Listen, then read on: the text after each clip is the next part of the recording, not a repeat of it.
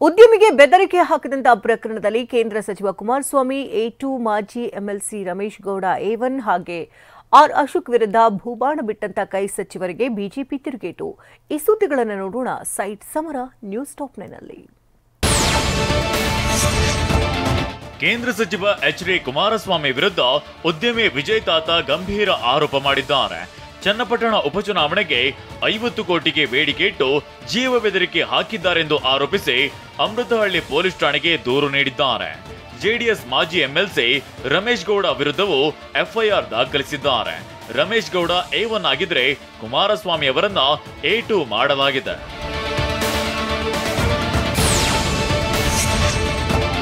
ಕುಮಾರಸ್ವಾಮಿ ಮತ್ತು ರಮೇಶ್ ಗೌಡ ವಿರುದ್ಧ ಬಿಎನ್ಎಸ್ ಕಾಯ್ದೆಯ ಸೆಕ್ಷನ್ 3 ಕ್ಲಾಸ್ 5, 308 ಕ್ಲಾಸ್ 2 ಅನ್ವಯ ಸುಲಿಗೆ, 351 ಕ್ಲಾಸ್ 2 ಅನ್ವಯ ಜೀವ ಬೆದರಿಕೆ ದೂರು ದಾಖಲಾಗಿದೆ.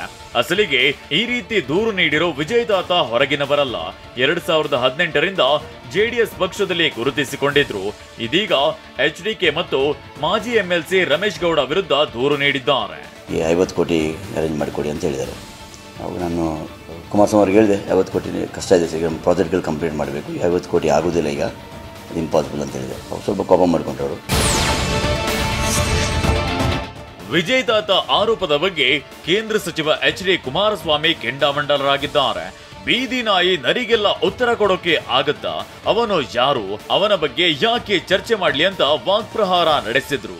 ಈ ವಿಷಯಕ್ಕೆಲ್ಲ ಉತ್ತರ ಕೊಡ್ಲಾ? ಯಾವ ಬೀದಿ ಲೋಕ ನಾಯಿ ನರಿಗಳಿಗೆಲ್ಲ ಉತ್ತರ ಕೊಡಕ್ಕಾಗತ್ತ? ನಾನು ಬನ್ನಿ. ವಿಜಯ್ ತಾತ ದೂರಿನ ಬೆನ್ನಲ್ಲೇ ಜೆಡಿಎಸ್ ಮಾಜಿ ಎಂಎಲ್ಸಿ ರಮೇಶ್ ಗೌಡ ಸಹ ಅಮೃತಹಳ್ಳಿ ಪೊಲೀಸ್ ಠಾಣೆಗೆ ಪ್ರತಿದೂರು ನೀಡಿದ್ದಾರೆ. ಆತ 100 ಕೋಟಿ ಹಣ ಕೇಳಿದ್ದ. ಇಲ್ಲ ಅಂದಿದ್ದಕ್ಕೆ ಮನೆಗೆ ಊಟಕ್ಕೆ ಎಂದು ಕರೆಸಿ ಬೆದರಿಕೆ ಹಾಕಿದ್ದ. ನಾನು ಈಗಾಗಲೇ ಲಾಸ್ನಲ್ಲಿದ್ದೇನೆ, ನನಗೆ ಹಣ ಬೇಕು, ನೀವು 100 ಕೋಟಿ ಕೊಡಿ, ಇಲ್ಲವಾದ್ರೆ ನಿಮ್ಮನ್ನ ಮತ್ತು ಕುಮಾರಸ್ವಾಮಿಯನ್ನ ಬಿಡಲ್ಲ ಅಂತ ಬೆದರಿಕೆ ಹಾಕಿದ್ದ ಅಂತ ರಮೇಶ್ ಗೌಡ ಕಂಪ್ಲೇಂಟ್ ಕೊಟ್ಟಿದ್ದಾರೆ.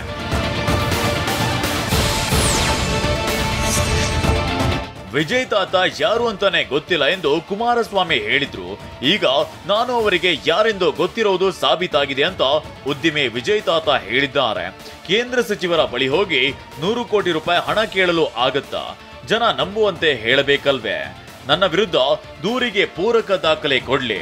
ಕುಮಾರಸ್ವಾಮಿಗೆ ಅವರು ಕೇಳಿದಷ್ಟು ಹಣ ಕೊಟ್ಟಿಲ್ಲವೆಂದು ನನ್ನ ಮೇಲೆ ಕೋಪವಿದೆ ಅಂತ ವಿಜಯ್ ತಾತ ಆರೋಪಿಸಿದ್ದಾರೆ. 50 ಕೋಟಿ ಆಗೋದಿಲ್ಲ, ಈಗ ಅದು ಇಂಪಾಸಿಬಲ್ ಅಂತ ಹೇಳಿದೆ. ಅವ್ರು ಸ್ವಲ್ಪ ಕೋಪ ಮಾಡಿಕೊಂಡ್ರು. ಸ್ವಲ್ಪ ಅಲ್ಲ, ಪುತ್ತಿಗೆ ಕೋಪ ಮಾಡಿಕೊಂಡು ಯಾವುದೇ ಕಾರಣಕ್ಕೆ 50 ಕೋಟಿ ಬೆಳಿಬೇಕು, ಅರ್ಧ ಮಾಡ್ಕೊಳ್ಳಿ, ಇಲ್ಲಾಂದ್ರೆ ನೀವು ಬೆಂಗಳೂರು ಕಷ್ಟ ಆಗುತ್ತೆ. ವಿಪಕ್ಷ ನಾಯಕ ಆರ್ ಅಶೋಕ್ ವಿರುದ್ಧ ಕಾಂಗ್ರೆಸ್ ಭೂ ಹಗರಣದ ಆರೋಪ ಮಾಡಿದ್ರು. ಬೆಂಗಳೂರಿನ ಲೊಟ್ಟೆಗೊಲ್ಲಹಳ್ಳಿಯಲ್ಲಿ 100 ಕೋಟಿ ಹಗರಣ ನಡೆಸಿದ್ದಾರೆಂದು ಸಚಿವರು ದಾಖಲೆ ಬಿಡುಗಡೆ ಮಾಡಿದ್ರು. ಇದಕ್ಕೆ ತಿರುಗೇಟು ಕೊಟ್ಟಿರೋ ಅಶೋಕ್, ನನ್ನ ಕೇಸೇ ಬೇರೆ, ಸಿದ್ದರಾಮಯ್ಯರ ಕೇಸೇ ಬೇರೆ ಅಂತ ಹೇಳಿದ್ದಾರೆ. ನನಗೆ ರಿಲೀಫ್ ಕೊಟ್ಟಿದ್ದಾರೆ, ಇದ್ರ ಮೇಲೆ ಕೇಸ್ ಮಾಡೋ ಅವಶ್ಯಕತೆ ಇಲ್ಲ ಅಂತ. ಸಿದ್ದರಾಮಯ್ಯನವರು ಈಗ 2 ಕೋರ್ಟ್ ಆದೇಶ ಬಂದ ಮೇಲೆ ಈಗ ಏಕಾಏಕಿ ಅವರು ಸೈಟನ್ನು ವಾಪಸ್ ಕೊಟ್ಟಿದ್ದಾರೆ. ಅಂದು ಕೋರ್ಟ್ ನನಗೆ ರಿಲೀಫ್ ಕೊಟ್ಟಿತ್ತು. ಕೋರ್ಟ್ ಆದೇಶಕ್ಕೂ ಮುನ್ನವೇ ನಾನು ಸೈಟ್ ವಾಪಸ್ ಕೊಟ್ಟಿದ್ದೆ. ಆದ್ರೆ ಸಿದ್ದರಾಮಯ್ಯನವರು ಹೈಕೋರ್ಟ್ ಆದೇಶ ಬಂದ ಮೇಲೆ ತನಿಖೆ ಶುರುವಾದ ಮೇಲೆ ಸೈಟ್ ವಾಪಸ್ ಕೊಟ್ಟಿದ್ದಾರೆ ಅಂತ ಪ್ರತಿಪಕ್ಷ ನಾಯಕ ಆರ್ ಅಶೋಕ್ ಹೇಳಿದ್ದಾರೆ. ನಾನು ದುಡ್ಡು ಕೊಟ್ಟು ಜಮೀನು ಖರೀದಿ ಮಾಡಿದ್ದೆ, ಇದೇನು ಅರಿಶಿನ ಕುಂಕುಮಕ್ಕೆ ಬಂದ ಜಮೀನು ಅಲ್ಲ ಅಂತ ಸಿಎಂಗೆ ಅಶೋಕ್ ಟಾಂಗ್ ಕೊಟ್ಟಿದ್ದಾರೆ. ಜನಪ್ರತಿನಿಧಿ ನ್ಯಾಯಾಲಯ, ಹೈಕೋರ್ಟು ಇಷ್ಟೆಲ್ಲ ಆದೇಶ ಇದ್ರೂ ಕೂಡ ನೀವು ನನ್ನನ್ನು ಭೂ ಕಬಳಿಕೆದಾರ ಅಂತ ಹೇಳಿದಿರಲ್ಲ. ಅರ್ಶಿನ ಕುಂಕುಮ ಜಮೀನಲ್ಲ ಇದು, ದುಡ್ಡು ಕೊಟ್ಟು ತಗೊಂಡಿರೋದು. ಆರ್ ಅಶೋಕ್ಗೂ ಸಿದ್ದರಾಮಯ್ಯ ಕೇಸ್ಗೂ ಏನ್ ಸಂಬಂಧ? ಎತ್ತಣ ಮಾಮರ, ಎತ್ತಣ ಕೋಗಿಲೆ ಅಂತ ಕೇಂದ್ರ ಸಚಿವ ವಿ ಸೋಮಣ್ಣ ಪ್ರಶ್ನಿಸಿದ್ದಾರೆ. ವಿಪಕ್ಷ ನಾಯಕ ಅಶೋಕ್ ಆಗ್ಲೇ ಜಮೀನು ಹಿಂದಿರುಗಿಸಿದ್ರು, ನೀವು ಆವಾಗ್ಲೇ ಸೈಟ್ ಹಿಂದಿರುಗಿಸಬೇಕಿತ್ತು. ಇಲ್ಲಿ ಯಾರು ದೊಡ್ಡವರಲ್ಲ, ಕಾನೂನು ಎಲ್ಲರಿಗೂ ಒಂದೇ ಅಂತ ಸೋಮಣ್ಣ ಹೇಳಿದ್ದಾರೆ.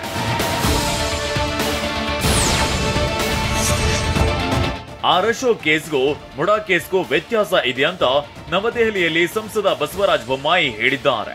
ಅದು ರಿಂಗ್ ರೋಡ್ಗೆ ಬಿಟ್ಟುಕೊಟ್ಟ ಜಮೀನಾಗಿದೆ. ಹೈಕೋರ್ಟ್, ಜನಪ್ರತಿನಿಧಿಗಳ ಕೋರ್ಟ್ನಲ್ಲೂ ಕೇಸ್ ಆಗಿಲ್ಲ. ಆರ್ ಅಶೋಕ್ ವಿರುದ್ಧ ಯಾವುದೇ ಪ್ರಕರಣ ದಾಖಲಾಗಿಲ್ಲ. ಅದಕ್ಕೂ ಮೀರಿ ನೈತಿಕತೆ ಕುರಿತು ಮಾತನಾಡೋದಾದ್ರೆ ಅದಕ್ಕೂ ಅಶೋಕ್ ಸಿದ್ಧರಿದ್ದಾರೆ ಅಂತ ಬೊಮ್ಮಾಯಿ ಹೇಳಿದ್ರು.